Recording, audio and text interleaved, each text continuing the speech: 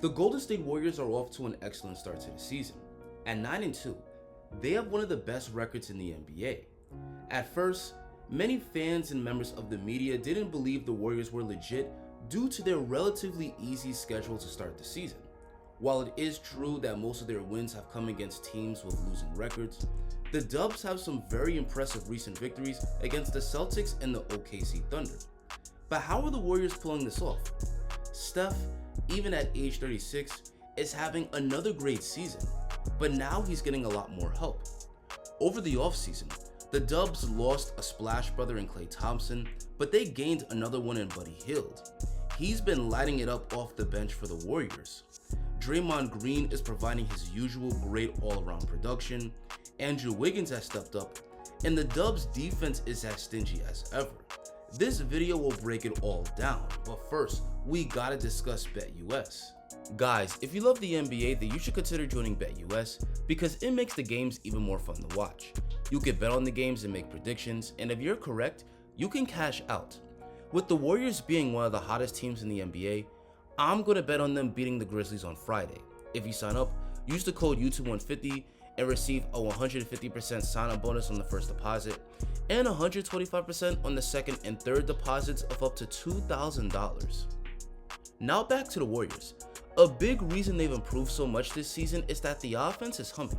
They currently rank 3rd in offensive rating, up from 9th last year. Their offense functions the same way it has throughout their dynasty. Since Steph Curry has been the head coach, the Warriors' offense has been built around their incredible ball movement, shooting, and Steph Curry's brilliance. Much of Steve Kerr's playbook is setting screens to get Steph open looks. On this out-of-bounds play, the screen by Jackson-Davis frees Steph up for an open 3, and the shot is automatic. On this play, Kuminga screens for Steph, he catches the handoff, forcing Valanciunas to pick him up, and Steph is able to easily just stop and pop against the slow-footed big man from the baseline. He's great at moving without the rock, but a lot of his work is also done while on the ball. He's a master at creating space. Watch how Steph creates that separation with the step back and then hits the pull-up. Not only is he the greatest shooter ever, but he's also an incredible finisher. Watch how Steph uses the crossover to get into the paint and then finishes with the soft touch on the floater. Steph is also an offensive juggernaut thanks to his playmaking. Because he's so hard to defend one-on-one, he tends to get double teamed and trapped, and he's great at passing out of the doubles and setting up his teammates for easy baskets. A big part of the Warriors' offense is also Draymond Green's playmaking. On this play, he gets into some two-man game with Steph. Steph finds him on the roll, which collapses the Wizards' defense, and he sets up Kuminga with the lob. He's got a great chemistry with Trayce Jackson-Davis. Here they get into some two-man game, Jackson-Davis screens and rolls for Draymond, and Dre sets him up for the lob. Along with the incredible playmaking, Draymond is also having a career year in shooting, draining 45% of his threes. In the past, defenders would sack off of him to clog the lane, but now Dre makes teams pay for leaving him open. A big part of the Warriors' success has also been Buddy Hield. He's been consistently one of the NBA's best three-point shooters throughout his career, so it should come as no surprise that he's been lining it up from downtown. The Warriors run plenty of plays to get Hield open looks by running him off screens. Hield is also a terrific cutter. Kispert thinks that Hield is going to catch this handoff, but he fakes him out, cuts back door, and throws it down. He can also get to the basket and finish. In transition, Valanciunas has to close out on Buddy Hield, but he just easily gets right past him, gets to the basket, and then scores with the and one. At this rate, Hield could easily win the 6th Man of the Year award. His 17 points per game is the highest amongst all bench players. And along with Hield, the Dubs have other terrific second unit players like Moses Moody, Jonathan Kuminga, Kevon Looney, and Brandon Podziemski. Together, they make up the highest scoring bench in the NBA.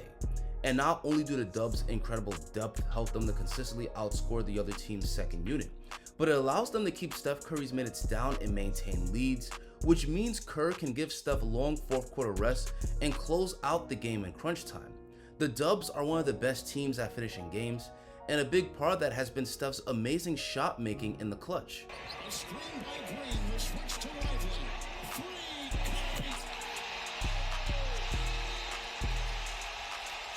A big part of their success has also been their defense. They rank 4th in defensive rating, a nice jump from 15th last year.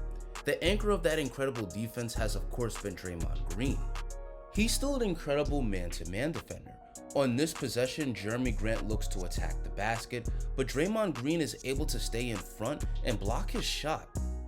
Against Zion Williamson, most defenders are getting torched, but Draymond is up to the task. He meets him mid-air and gets a hand on the ball, forcing him to miss badly. Draymond has to defend Zion again. He guards this pull-up really well, forcing him to miss. Zion gets his own rebound, but Draymond isn't letting him have anything easy. He blocks him from behind, and the Warriors are able to recover. Not only is he a great one-on-one defender, but he's also a very good rim protector. The Warriors play some of Draymond's minutes at the 5, and he can step up and protect the rim. Here Shea gets to the basket, but Draymond gets a hand up on his shot, forcing him to throw it away, and it's a turnover. Flagler is able to get by Steph, but Draymond goes up with 2 hands, forcing him to readjust and miss this layup. The Warriors' second best defender is Andrew Wiggins. He usually guards the other team's best scorer, and he can shut down some of the NBA's top superstars. Here Wiggins defends Tatum drives, but Wiggins is able to stay on that hip, get a hand on the shot, which forces him to miss. Tatum isolates against Andrew Wiggins again. He tries to drive to the basket, but Wiggins is able to keep him in front, get a hand up on the shot, and he misses again. Draymond and Andrew Wiggins are the Dubs' top 2 on-ball defenders, but they have other amazing perimeter defenders like Gary Payton II, DeAnthony Melton, and Brandon Podziemski amongst others. They're consistently pressuring ball handlers, forcing difficult shots, and creating turnovers. The Warriors also have great paint defense, largely thanks to Trayce Jackson-Davis. He's undersized for a center at 6'9", but he's athletic and has a 7'3" wingspan, which helps make him a good shot blocker and rim protector. And with Kevon Looney backing him up, and Draymond's minutes at the 5, the Warriors get 48 minutes of good interior defense.